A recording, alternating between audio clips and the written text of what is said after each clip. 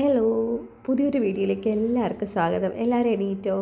രാവിലെ എണീറ്റ് ഞാനൊരു ഉറക്കം മതിയാവാത്തൊരവസ്ഥയാണ് ഇന്നലെ എനിക്ക് മോനുവിന് ഒട്ടും വയ്യ കേട്ടോ. അതുകൊണ്ട് എനിക്ക് ഭയങ്കര ചുമയായിരുന്നു മോനുവിനെ. അപ്പം ഉറങ്ങാനേ പറ്റിയില്ല. അവൻ ഛർദ്ദിച്ചായിരുന്നു, ചുമച്ച് അവസാനം 2 മണിക്കൊക്കെ നമ്മൾ എണീറ്റിരിക്കുകയായിരുന്നേ. അങ്ങനെ ഫേസൊക്കെ ഒന്ന് വാഷ് ചെയ്ത് ഞാൻ കിച്ചണിലോട്ട് കിടക്കുകയാണ്, ലൈറ്റൊക്കെ ഇട്ട്.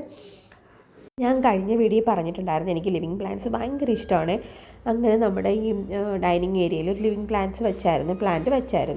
പക്ഷേ അതിൻ്റെ ചെടിയിലെല്ലാം പുഴുക്കൾ. ഞാൻ പറഞ്ഞായിരുന്നു കഴിഞ്ഞ വീഡിയോയിൽ, അതുകൊണ്ട് എടുത്ത് മാറ്റേണ്ടി വന്നത് വെളിയിലോട്ട് വെച്ച കേട്ടോ. അതെല്ലാം എടുത്ത് മാറ്റിയിട്ട് ക്ലിയർ ചെയ്തിട്ട് വെളിയിലോട്ട് വെച്ചു. പക്ഷേ എനിക്ക് അകത്ത് വയ്ക്കാൻ ഭയങ്കര ഇഷ്ടമാണ് കേട്ടോ. ഇനിയിപ്പം അത് വെക്കണം. എനിക്ക് ഭയങ്കര ഇഷ്ടമാണ് ലിവിങ് പ്ലാന്റ്സ്.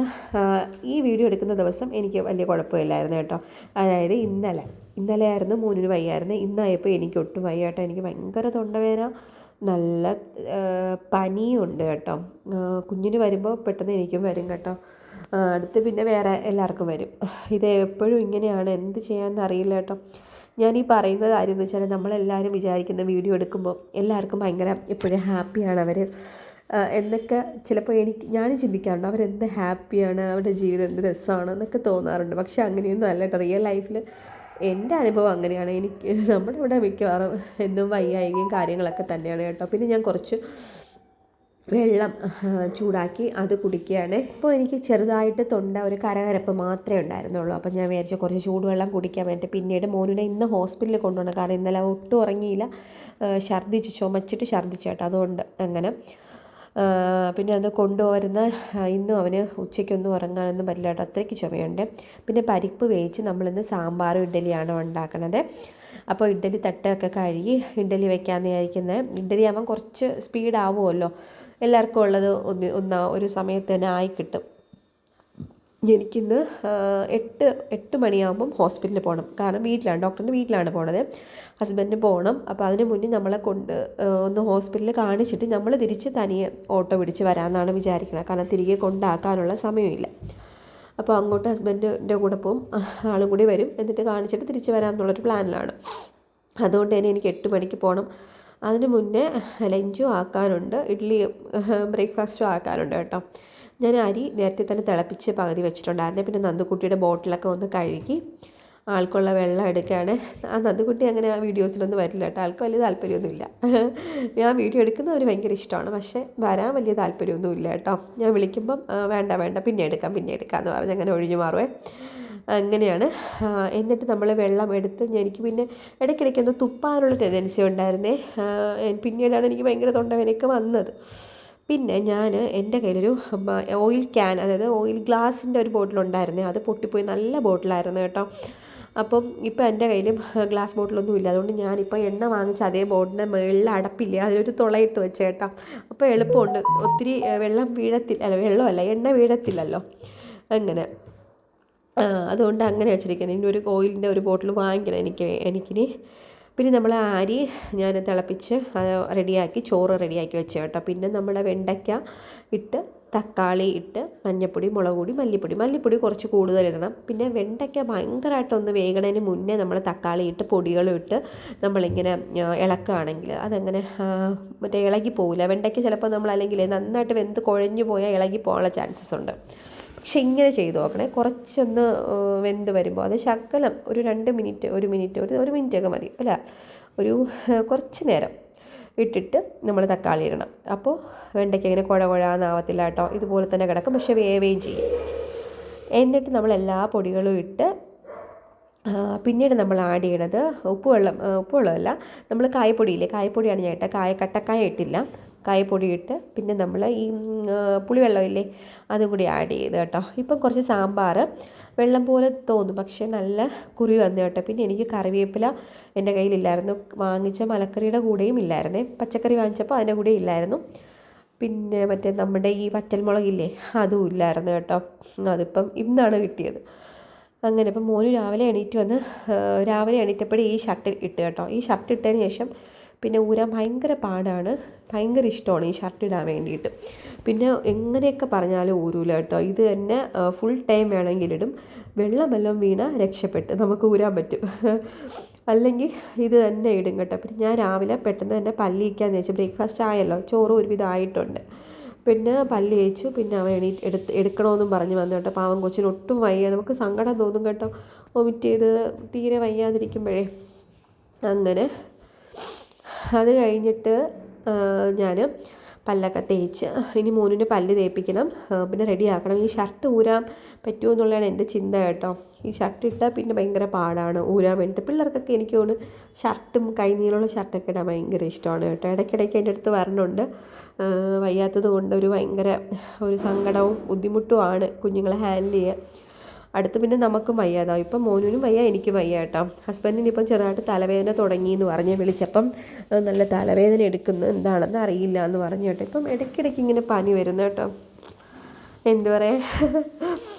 പിന്നെ നമ്മൾ ഇനി എനിക്ക് ചെയ്യാനുള്ളതെന്ന് പറയണത്, നമ്മുടെ ഈ ബീൻസ് അത് ബീൻസല്ല, ബീൻസാണോ അതിൻ്റെ പേരിൽ നമ്മുടെ ഈ ചീനി അമരയ്ക്ക, ആ സാധനം, അത് ചീനി അമരയ്ക്കയുടെ തോരൻ വയ്ക്കണം. അത് അരിഞ്ഞിട്ട് പിന്നെ കടുവിട്ട് കുറച്ച് ചെറിയ ഉള്ളിയും കൂടി ഇട്ട് വയ്ക്കുമ്പോൾ നല്ല ടേസ്റ്റ് ആയിരിക്കും. ചെറിയ ഉള്ളിയും കൂടി ഇട്ട് നമ്മൾ ചീനി അമരയ്ക്ക തോരൻ വയ്ക്കണം. അപ്പോഴത്തേക്കും മോന് വന്നോട്ട് എടുക്കണമെന്ന് പറഞ്ഞാൽ അവന് വയ്യ, അപ്പം എടുക്കണമെന്ന് പറഞ്ഞ് പിന്നെ ഞാൻ കുറച്ച് എടുത്ത് വയ്ക്കുമ്പോൾ മോനിന് സമാധാനമാണ് കേട്ടോ. എടുത്ത് കെട്ടിപ്പിടിച്ച് മൂക്ക് കൊടുക്കുമ്പോൾ അവനൊരു സമാധാനമാണ്. നല്ല ചുമ കേട്ടോ, ഭയങ്കര ചുമ.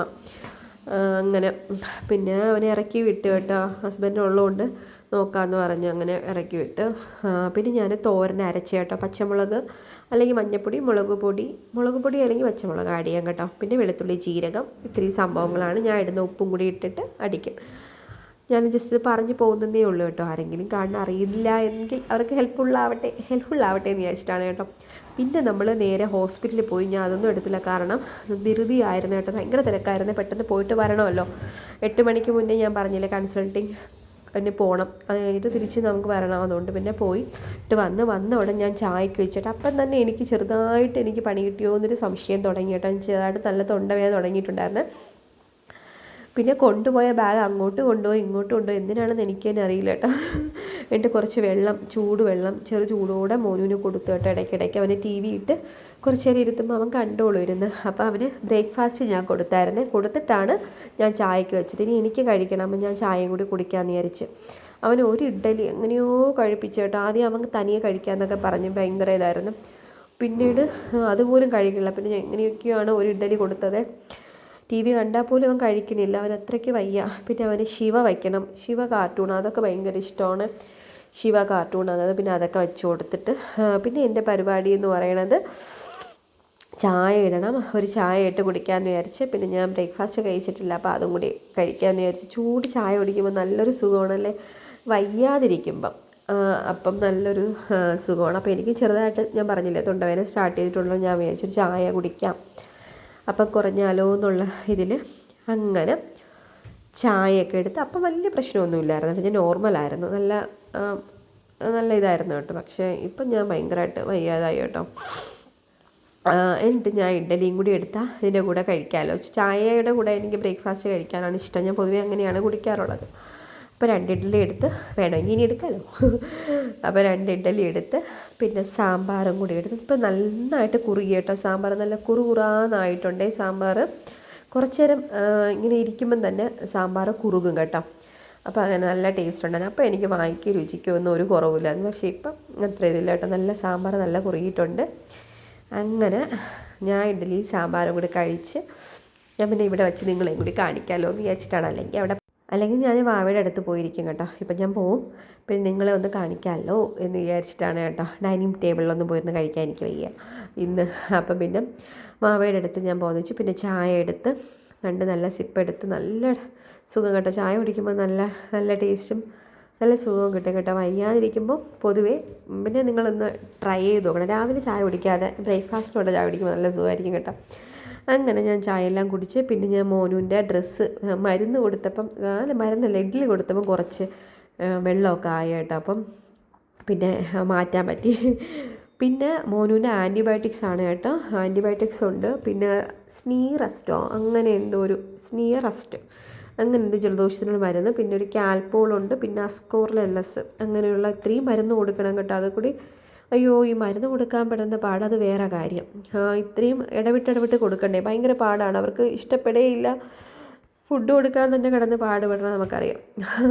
എല്ലാ അമ്മമാർക്കും ഇത് റിലേറ്റ് ചെയ്യാൻ പറ്റും, എനിക്കറിയാം. പിന്നെ ഈ മരുന്ന് പൊളിക്കണത് എനിക്ക് ഭയങ്കര പാടാണ് കേട്ടോ. എത്ര തുറന്നിട്ടും അത് വരലില്ല. കയ്യും ഇടയ്ക്ക് നല്ല വേദന എടുത്ത്. ഇത് ആൻറ്റിബയോട്ടിക്സ് ആണ് കേട്ടോ.